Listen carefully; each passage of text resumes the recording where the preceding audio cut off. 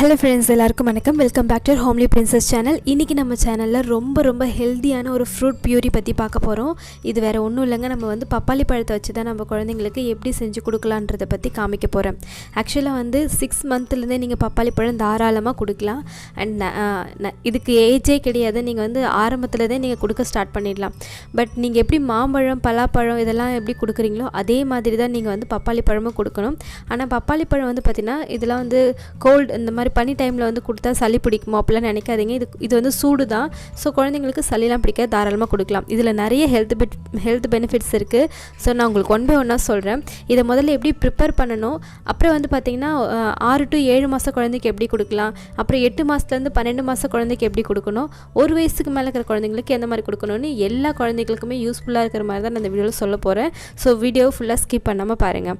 First வந்து பார்த்திங்கன்னா நான் வந்து நாட்டு பப்பாளி பழம் தான் எடுத்துக்கிறேன். இது வந்து என்னுடைய பெரியம்மா வீட்டில் காய்ச்ச பப்பாளி பழம். ஸோ நான் அதை வச்சு உங்களுக்கு ரெசிபி செய்யலாமேன்னுட்டு உங்களுக்கு காமிக்க போகிறேன். முதல்ல வந்து நான் வந்து இது உள்ளே இருக்கிற விதையெல்லாம் நான் நீக்கிட்டு இதை நான் வந்து பின்பக்கமாக வந்து தோல் இருக்கும். ஸோ அதையும் நம்ம வந்து நீக்கிட்டு நம்ம என்ன பண்ண போகிறோம் பார்த்தீங்கன்னா க்யூபாக கட் பண்ணிக்க போகிறோம். நீங்கள் வந்து க்யூபாக கட் பண்ணிக்கோங்க, இல்லை கொஞ்சம் ஹார்டாக கூட கட் பண்ணிக்கோங்க, அது உங்கள் விருப்பம். ஆனால் நம்ம வந்து மிக்சியில் போட்டு நம்ம நல்லா பிளெண்ட் பண்ண போகிறோம்.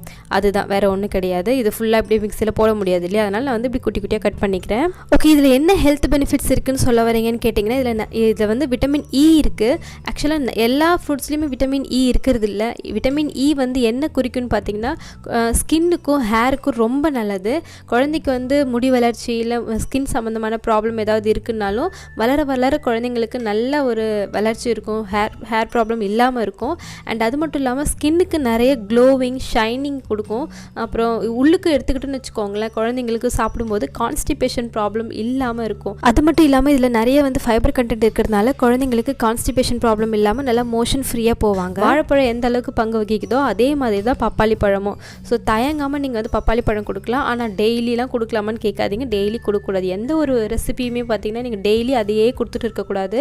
குழந்தைங்களுக்கு வாரத்தில் 2 நாள் கொடுக்கலாம். நீங்கள் ஒரு ரெசிபி செய்கிறீங்கன்னா அதை ஒரு வாரத்தில் 2 தடவை கொடுங்க போதும். என்னுடைய குழந்தை மோஷன் சரியாக போக மாட்டாங்க அப்படின்னு நிறைய பேரண்ட்ஸ் வந்து ஃபீல் பண்ணுவீங்க இல்லையா, அவங்களுக்கெல்லாம் வந்து இந்த ரெசிபி ரொம்ப ஹெல்ப்ஃபுல்லாக இருக்கும். ஸோ நீங்கள் ட்ரை பண்ணி பாருங்கள்.